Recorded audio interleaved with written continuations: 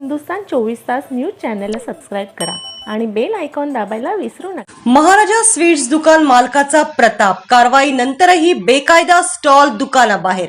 प्रभाग अधिकारी रोशन माळी यांच्यासमोर कायमस्वरूपी अतिक्रमण मुक्त करण्याचे आव्हान। अतिक्रमण विभागाच्या कारवाईला घाबरत नसल्याने पुन्हा लावले बेकायदा स्टॉल। पनवेल बस स्थानकासमोरील राष्ट्रीय महामार्गालगत नव्याने महाराजा स्वीट्स दुकान सुरू करण्यात आले आहे। सदर भूखंडाचा वाद न्यायालयात प्रलंबित असताना अनधिकृतरित्या काम करून हे दुकान सुरू केल्याचा आरोप प्रतिवादी यांनी केला आहे। दुकानाच्या बाहेर अनेक खाद्यपदार्थांचे स्टॉल लावून त्यांच्याकडून भाडे घेतले जात आहे। हिंदुस्तान 24 तासच्या बातमीनंतर अतिक्रमण विभागाने कारवाई केली होती, तरीही पुन्हा स्टॉल बाहेर लावून दुकान मालकाने अतिक्रमण विभागाच्या कारवाईला भीक घालत नसल्याचे दाखवून दिले आहे। दुकानाबाहेर अनेक खाद्यपदार्थांचे स्टॉल्स लावून त्यांच्याकडून भाडे आकारले जात आहे।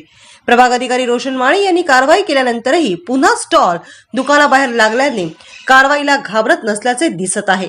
दुकानदाराला बेकायदा स्टॉल लावायला कोणी छुपी मदत करते आहे का?